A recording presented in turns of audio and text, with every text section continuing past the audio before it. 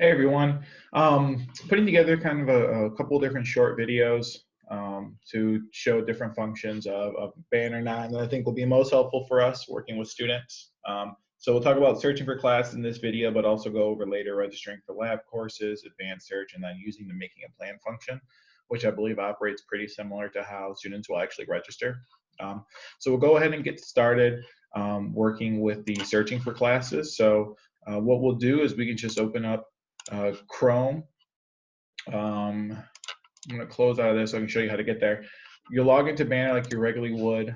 Click on the student tab, click on registration, and then you can click on the student registration self-service. If you want to use the old version, which is shutting down in a couple days, you can click there, but we're focusing on the newer version that students are using. So you'll see a couple different things. Again, similar language to what we saw in the previous Banner system, but it's going to look different when we get into it. So we'll start with browsing for classes. So this is just to look information up.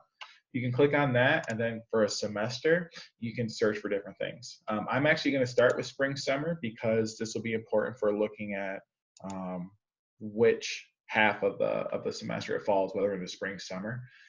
So here you'll see different subjects. As usual, you can kind of scroll down and find everything, but the kind of cool thing about this piece is you can actually search by like the 3-letter acronym that popped up. So for example, with accounting, you can type ACC and accounting will pop up. You can type, HST and history will show up, or for example, CAP for ad and PR majors. CAP doesn't stand for anything directly, but if we type that in, advertising and public relations shows up. So it makes it a lot easier for students just to be able to type in those first 3 letters of a class they see and be able to find the subject. For course number, you can either type something in or you can leave it blank. We're going to go ahead and leave it blank. And then it'll show you all the CAP courses that are available. Now, something to keep in mind, you'll notice that there's only 10 classes on here. You may be thinking, oh crap, I can't find my other classes. But if you look down here, it'll say page 1 out of 3. And so that lets you know that there are more courses. And if you click on these buttons, it'll show you the other options. If you want to see it all on the same screen, you can click per page and then change the amount to 50.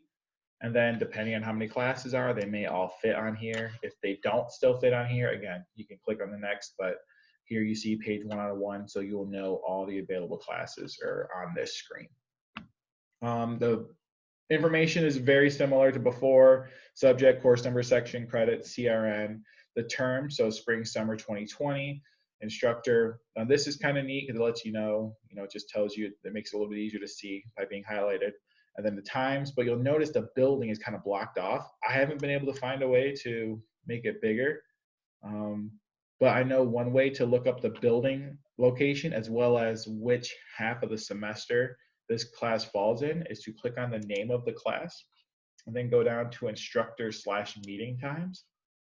Again, tell you Monday, Wednesday, but then it tells you the date range. So this is for spring summer classes, May through June. So it's that first half. And then you'll also be able to tell you, okay, this is in Lake Superior Hall in room 112. All the other information is here. Again, linked courses, which I'll talk about in another video, prereqs, coreqs, things like that, course description. But most importantly, especially for spring summer classes, it tells you the room, but also which half of the semester it is. Now you can close it. You'll notice there's no buttons in terms of adding or anything like that because we're just browsing. And then if you want to look for another class, you can just click search again. You can get rid of that and then type in another class. So let's say we want to see what history classes are available. You'll click history. Again, we'll leave it open, click search, and it'll change. So now you have all the different history courses. Again, these are all the classes. You see only one of one. So you can kind of look through and figure things out. And then I use the search again function as opposed to the back bar here in the browser, just because I think I want to operate within the system just to avoid any errors and potentially like losing information you may have tried to save.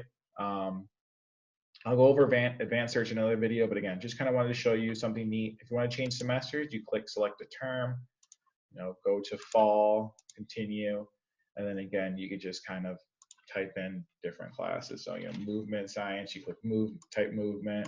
You want to look for movement 101, click search. And then I'll show you all of it. And again, page 1 of 1, it has all the information there. So hopefully this is helpful for your students. Hopefully this is helpful for everything else that's going on. So please let me know if you need any help with anything in the future.